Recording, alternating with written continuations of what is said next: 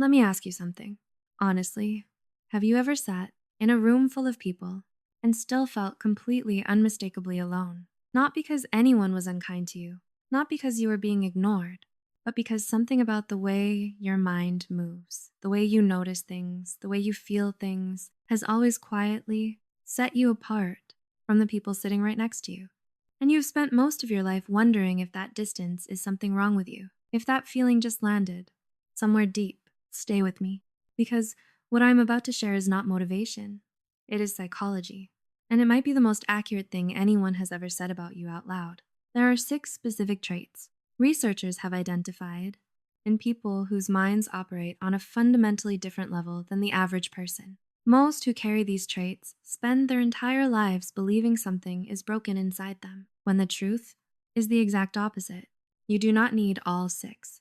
3 or 4 is enough. Trait number 1, you recharge alone. And being around people for too long genuinely drains you in a way most people will never understand. This is not just being introverted. This goes deeper. When you spend extended time in a crowd, your energy does not slowly fade. It collapses, like someone quietly pulling a plug from inside your chest. And the moment you finally close the door behind you and sink into silence, something shifts. Your brain wakes up. Ideas start surfacing. Connections start forming. Thoughts that had no room to breathe finally have space to exist. Neuroscientists have found that highly complex minds require low stimulation environments to reach their deepest level of processing. The noise of social interaction takes up serious bandwidth. And when that bandwidth is finally freed, your brain does not rest. It goes to work. This is why your best ideas never come in meetings. They come in the shower at 2 a.m. when the world has gone quiet. That is your brain doing exactly what it was built to do. Trait number 2, you cannot stop at the surface of anything. Most people hear an answer and move on. You hear an answer, and immediately your mind reaches for the next question. And the one underneath that, it does not feel like a choice. It feels like something you cannot switch off. You need to know not just what happened, but how and why that way, and what would have shifted if one single variable had been different. People have called this overthinking. They have begged you to just let things go. But what they call overthinking is actually an unusually high cognitive drive. Your mind has a lower tolerance for incomplete understanding than most people. It physically resists stopping before it reaches the bottom of something. Yes, that is exhausting, but it is also the exact mechanism that produces real insight, the kind most people never reach because they stopped asking questions. 3 layers too early. Trait number 3, people have called you lazy, passive, unmotivated. They were wrong. You are not lazy. You are selective. A lazy person avoids effort. A selective person quietly evaluates whether the effort is worth it before they commit. Before you throw yourself into something, your mind runs a silent calculation. Is this worth my energy? Does this align with what actually matters to me? And if the answer is no, you do not move. Not because you cannot, but because something in you refuses to spend your most precious resource on something that does not deserve it. That is not weakness. That is a form of intelligence.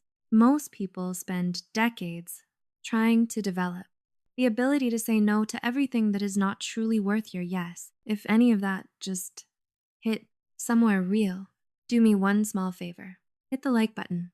Not because I am asking, because somewhere out there, another person is watching this at 1 a.m., curled up, alone, feeling like nobody could possibly understand the way their mind has always worked. Your one tap could put this video in front of them. Tonight, trait number 4, you read people with an accuracy that sometimes scares you. You walk into a room, and within minutes, sometimes seconds, you already know. You know who is being real and who is performing. You know who is comfortable and who is quietly falling apart underneath the smile. You know when someone's words and their energy are telling 2 completely different stories. And what makes this trait so heavy is that you cannot turn it off. Researchers call this hyper-attunement. It often develops in people who grew up in environments where reading emotions quickly was not a skill, it was survival. Your nervous system learned a long time ago that staying safe meant tracking every micro shift in tone, posture, and silence. That same system never switched off. So now, as an adult, you walk into rooms already knowing things you cannot explain and carrying truths nobody asked you to carry. Trait number 5, you have interests other people just do not understand. Things you can spend hours on, while everyone around you wonders why. The kind of curiosity that pulls you down a research rabbit hole at midnight for no reason other than your own quiet fascination. For years, you probably tried to hide this side of yourself.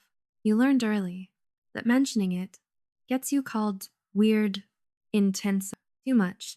But here is the truth nobody told you. That unusual depth of interest is one of the most reliable predictors of high cognitive ability researchers have ever studied. The minds that change the world do not have balanced casual hobbies. They have obsessions. They have specific corridors of fascination they walk down further than anyone else is willing to follow. What people called weird in you is actually the exact wiring that real depth requires. Trait number 6, you stay strangely calm when everything falls apart. While everyone else is panicking, your mind goes quiet.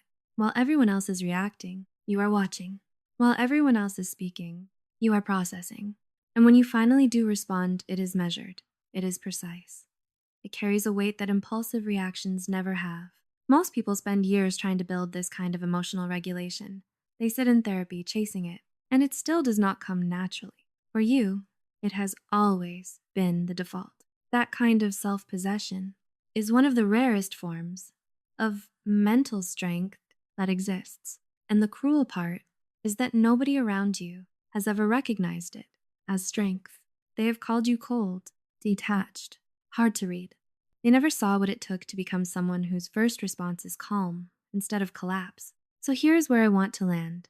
If you recognized yourself in 3, 4, 5, or all 6 of these traits, sit with something for a moment. Every one of these has been used against you. Your need for solitude called antisocial, your depth called overthinking, your selectivity called laziness, your ability to read people called paranoia, your unusual interests called weird, your calm and chaos called cold. The cruel irony is that the very traits that have made you feel like you do not belong are the same traits that make you genuinely rare. Not rare in the way people use that word as a compliment. Rare in the measurable, documented psychological sense. Your brain processes the world differently, more deeply, more completely. That difference has a cost.